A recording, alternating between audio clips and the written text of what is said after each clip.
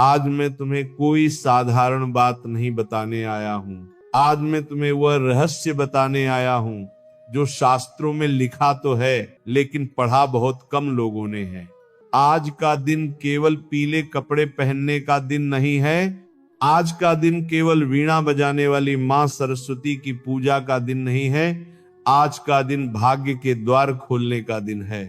आज का दिन ऐसा है कि अगर मनुष्य ने 4 छोटी छोटी बातों का ध्यान रख लिया तो माता लक्ष्मी स्वयं उस घर की ओर दौड़ी चली आती हैं। लेकिन ध्यान से सुनना बेटा, अगर मैं ये चारों बातें अभी एक साथ बता दूं तो तुम्हारा मन भीड़ बन जाएगा और भीड़ में ज्ञान नहीं टिकता।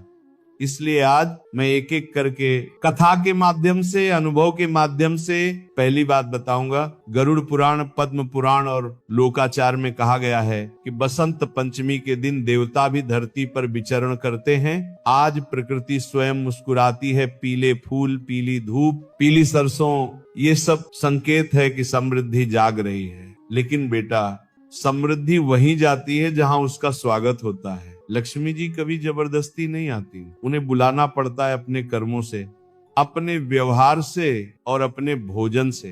तुमने देखा होगा कुछ घरों में पैसा आता तो है लेकिन टिकता नहीं। कुछ घरों में कम कमाया जाता है लेकिन कभी कमी नहीं होती, क्योंकि लक्ष्मी जी पेट से नाराज होती हैं। जो घर भोजन को अपमान देता है, जो घर खाने को केवल स्वाद समझता है, जो घर खाने से पहले ईश्वर को नहीं याद करता, वहां लक्ष्मी जी बैठ नहीं पाती। बहुत समय पहले की बात है, एक गांव में 2 घर थे।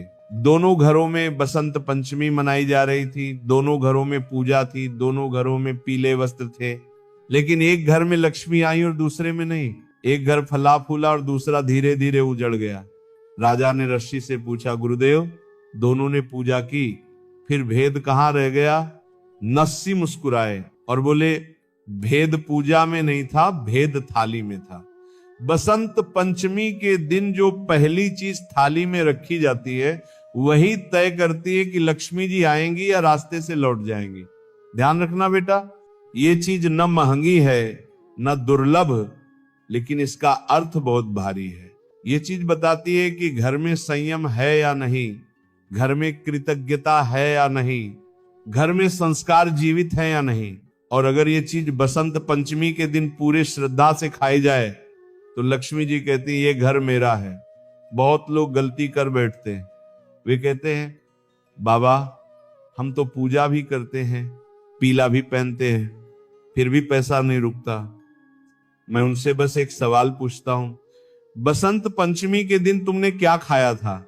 और वहां 90% लोग चुप हो जाते हैं, क्योंकि उन्होंने या तो जल्दबाजी में खाया, या मोबाइल देखते हुए खाया, या बिना धन्यवाद दिए खाया। लक्ष्मी जी को अपमान सबसे ज्यादा यही लगता है। मैं अभी नाम नहीं लूंगा बेटा, लेकिन संकेत दे रहा हूं। ये चीज पीले रंग से जुड़ी है, ये चीज धरती से आती है, ये चीज विनम्रता का प्रतीक है। और इसे खाने से पहले अगर मनुष्य मन ही मन कह दे, माता जो है उसमें संतोष है, तो समझ लेना लक्ष्मी जी ने पहला कदम रख दिया। और बेटा, अगर पहली चीज सही होगी तभी दूसरी चीज का फल मिलेगा। अगर नींव गलत होगी तो महल नहीं टिकेगा। अगले भाग में मैं उस पहली चीज का स्पष्ट नाम भी लूंगा और यह भी बताऊंगा कि इसे कैसे खाना है, किस समय खाना है, किस मुंह खाना है। और साथ ही दूसरी चीज का रहस्य भी खोलूंगा जो घर में रुके हुए धन को चला देती है। इसलिए बेटा, अगर तुम्हें अपने घर में माता लक्ष्मी को दौड़कर आते देखना है तो इस कथा को अंत तक सुनना, क्योंकि ज्ञान वही फल देता है जो अधूरा न छोड़ा जाए। अब ध्यान से सुनना, क्योंकि अब हम उस द्वार के पास खड़े हैं जहां से या तो जीवन की दिशा बदलती है या फिर वही पुरानी कमी, वही पुराना संघर्ष चलता रहता है। पिछले भाग में मैंने तुम्हें बताया था कि बसंत पंचमी के दिन थाली में रखी पहली चीज कैसे लक्ष्मी जी के कदमों की दिशा तय करती है। लेकिन आज मैं तुम्हें दूसरी चीज बताने जा रहा हूं, और ये दूसरी चीज केवल धन को बुलाती नहीं है, बल्कि जो धन अटका हुआ है, जो मेहनत के बाद भी हाथ में नहीं टिकता, जो आता है और फिसल जाता है, उसे बांध कर रखती है। बेटा, बहुत लोग कहते हैं कि हमारी कुंडली खराब है, समय अच्छा नहीं है, ग्रह उल्टे हैं। लेकिन मैं कहता हूं अक्सर दोष ग्रहों का नहीं, आदतों का होता है। बसंत पंचमी का दिन आदत सुधारने का दिन है, क्योंकि आज मां सरस्वती केवल विद्या नहीं देती, आज वो विवेक देती हैं, और विवेक के बिना लक्ष्मी कभी नहीं टिकती। एक पुरानी बात है, पक्षी कहते थे जहां शब्द शुद्ध होते हैं वहां विचार शुद्ध होते हैं, और जहां विचार शुद्ध होते हैं वहां धन स्वयं रास्ता खोज लेता है। अब सुनो बेटा, दूसरी चीज भोजन से जुड़ी है, लेकिन ये स्वाद से नहीं, व्यवहार से जुड़ी है। ये चीज बताती है कि मनुष्य के भीतर लालच बैठा है या संतोष। बसंत पंचमी के दिन अगर ये दूसरी चीज सही विधि से खा ली जाए तो लक्ष्मी जी उस घर को केवल धन नहीं देती, बल्कि खर्च में भी मर्यादा देती हैं। और याद रखना बेटा, जहां मर्यादा होती है वहीं बचत जन्म लेती है। एक गांव में एक सेठ था, बहुत कमाता था, लेकिन हर साल कर्ज में डूबा रहता था। उसी गांव में एक साधारण किसान था, कम कमाता था, लेकिन कभी किसी के आगे हाथ नहीं फैलाया। सेठ ने एक दिन पूछा, तुम्हारे घर में ऐसा क्या है जो मेरे घर में नहीं? किसान ने बस इतना कहा, मैं खाने से पहले बोलता हूं और खाते समय चुप रहता हूं। सेठ हंस दिया, लेकिन पक्षी ने समझाया, यही रहस्य है बेटा। बसंत पंचमी के दिन दूसरी चीज खाते समय जो शब्द बोले जाते हैं वही अगले पूरे वर्ष के खर्च और आय का लेखा बनाते हैं। इस दिन अगर भोजन करते समय शिकायत, निंदा, क्रोध या दिखावा किया गया तो समझ लेना लक्ष्मी जी ने मुंह फेर लिया। लेकिन अगर उसी भोजन के साथ कृतज्ञता, मौन और सम्मान जुड़ गया तो वही भोजन अमृत बन जाता है। मैं अब धीरे धीरे संकेत दे रहा हूं, ध्यान रखना। ये दूसरी चीज न तो मीठी है, न तीखी, नहीं बहुत भारी। ये चीज पेट नहीं भरती, ये मन भरती है, और इसका संबंध जीभ से है, पेट से नहीं। बहुत लोग बसंत पंचमी के दिन पूजा तो करते हैं, लेकिन खाते समय टीवी चलाते हैं, मोबाइल देखते हैं, हंसी मजाक करते हैं, और फिर कहते हैं कि बाबा बरकत नहीं होती। अरे बेटा, लक्ष्मी जी शोर में नहीं आती, वह शांति में आती हैं। ये दूसरी चीज अगर बसंत पंचमी के दिन थोड़ी मात्रा में शांत मन से बिना किसी शिकायत के खा ली जाए तो घर में अनावश्यक खर्च अपने आप कम होने लगता है, बीमारियां घटने लगती हैं, और अचानक ऐसा लगता है कि पैसा पहले से ज्यादा रुकने लगा है। अब एक और गहरी बात सुनो, जो मैं बहुत कम लोगों को बताता हूं। इस दूसरी चीज को खाते समय अगर मनुष्य किसी एक व्यक्ति को मन ही मन क्षमा कर दे जिससे वह नाराज है, तो लक्ष्मी जी उस क्षमा को सबसे बड़ा भोग मान लेती हैं, क्योंकि जहां मन भारी होता है वहां धन नहीं टिकता। शास्त्र कहते हैं क्षमा सबसे बड़ा आभूषण है, और आभूषण लक्ष्मी जी को प्रिय होते हैं। मैं अभी भी इस चीज का नाम नहीं ले रहा हूं बेटा, क्योंकि नाम जान लेने से लाभ नहीं होता, विधि जानने से होता है। और इस दूसरी चीज की विधि बहुत सूक्ष्म है, इसमें दिखावा नहीं चलता। अगले भाग में मैं इस दूसरी चीज का स्पष्ट नाम भी लूंगा, ये भी बताऊंगा कि इसे दिन के किस पैर खाना चाहिए, कितनी मात्रा में खाना चाहिए और किसे नहीं खाना चाहिए। और फिर हम तीसरी चीज की ओर बढ़ेंगे, जो दरिद्रता की जड़ पर सीधा प्रहार करती है, जो घर में पीढ़ियों से चली आ रही आर्थिक रुकावट को तोड़ देती है। इसलिए बेटा, अगर तुम सच में चाहते हो कि बसंत पंचमी केवल एक त्योहार ना रह जाए, बल्कि जीवन मोड़ने का दिन बन जाए, तो इस कथा को हल्के में मत लेना। इसे सुनो, समझो और जीवन में उतारो, क्योंकि लक्ष्मी जी उसी घर में रुकती हैं जहां शब्द, भोजन और भावना तीनों शुद्ध हों। अब हम उस मोड़ पर आ गए हैं जहां से केवल धन की बात नहीं रहती, बल्कि जीवन में चली आ रही पीड़ा, कर्ज, अभाव और बार बार टूटते प्रयासों का उत्तर मिलने लगता है। क्योंकि तीसरी चीज केवल लक्ष्मी को बुलाने का साधन नहीं है, ये उस दरिद्रता को जड़ से काटने की विधि है जो पीढ़ियों से चुपचाप घर में बैठी रहती है। और आदमी चाहे जितनी मेहनत कर ले, आगे बढ़ते बढ़ते फिर वहीं आकर रुक जाता है। मैंने देखा है बेटा, लोग कहते हैं हमारे घर में कुछ न कुछ अटका रहता है, कभी बीमारी, कभी मुकदमा, कभी नौकरी की रुकावट, कभी व्यापार में धोखा, और वे सोचते हैं कि ये सब संयोग है। लेकिन शास्त्र कहते हैं कुछ भी संयोग नहीं होता, हर रुकावट का एक कारण होता है, और बसंत पंचमी वह दिन है जब उस कारण को देखा भी जा सकता है और बदला भी जा सकता है। तीसरी चीज भोजन से जुड़ी जरूर है, लेकिन ये शरीर से ज्यादा मन और कर्म से जुड़ी है। ये चीज बताती है कि मनुष्य देने वाला है या केवल लेने वाला। क्योंकि याद रखना बेटा, लक्ष्मी जी केवल वहां टिकती हैं जहां देने का भाव जीवित होता है। एक कथा सुनो, बहुत पुराने समय की बात है। एक ब्राह्मण प्रतिदिन पूजा करता था, मंत्र भी सही, विधि भी सही, लेकिन जीवन भर अभाव में रहा। एक दिन उसने अपने गुरु से पूछा, गुरुदेव गलती कहाँ है? गुरु ने कहा, तुमने कभी अपने भोजन का पहला भाग किसी और के लिए छोड़ा है? ब्राह्मण चुप हो गया। तब गुरु बोले, यही तीसरी चीज का रहस्य है। बसंत पंचमी के दिन अगर मनुष्य अपने भोजन में से, चाहे वो कितना ही थोड़ा क्यों न हो, किसी और के लिए अलग करने का भाव रख ले, तो वही भाव लक्ष्मी जी को सबसे प्रिय लगता है। क्योंकि जो खुद के लिए सब रख लेता है, उसके पास लक्ष्मी आती तो है, लेकिन डर के मारे रुकती नहीं। ये तीसरी चीज सिखाती है कि थाली केवल पेट की नहीं होती, वह कर्म की भी होती है। बहुत लोग इस दिन बढ़िया पकवान बनाते हैं, पूजा करते हैं, लेकिन सब अपने ही घर में खत्म कर देते हैं।